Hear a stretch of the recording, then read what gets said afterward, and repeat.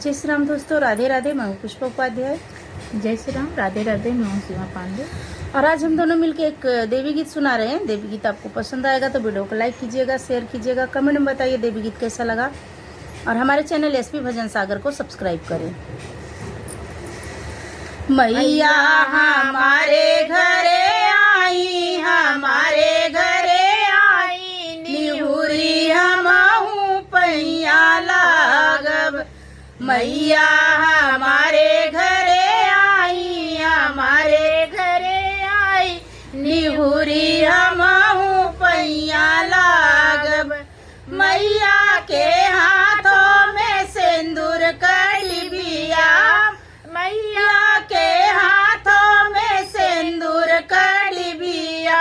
सिंदूरा पहिराई गई मंगिया, सिंदूरा पहिनाई गई मंगिया, निहुरी हमहू पैया लागब।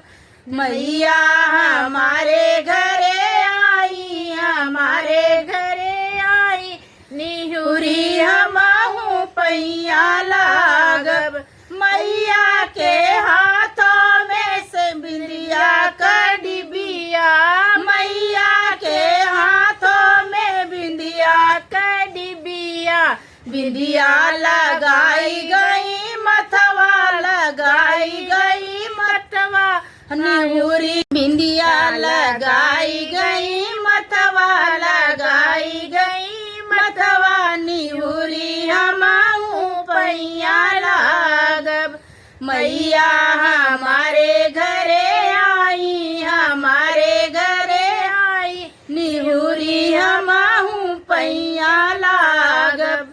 मैया के हाथों में चूड़िया कड़ी बिया, मैया के हाथों में चूड़िया कड़ी बा। चूड़िया पहिराई गई भैया, पहिराई गई भैया, निहुरी हमहू पैया लागब।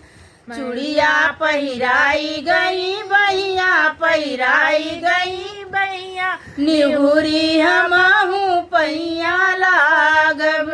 मैया हमारे घरे आई, हमारे घरे आई, निहुरी हमहू पैया लागब।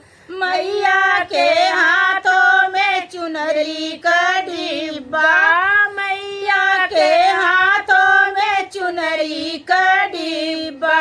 चुनरी पहिराई गई अंगिया, पहिराई गई अंगिया, निहुरी हमहू पैया लागब।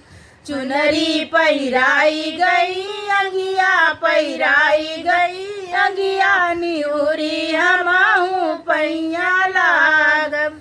मैया हमारे घरे आई, हमारे घरे आई, निहुरी हमहू पैया लागब। मैया के हाथों में मेहंदी कड़ी बा, मैया के हाथों में मेहंदी कड़ी बा।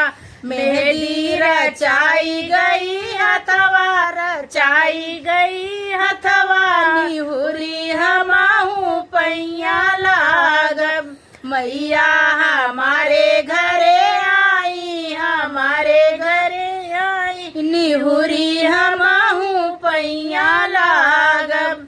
मैया के हाथों में बिछिया कड़ी बा, मैया के हाथों में बिछिया कड़ी बिया।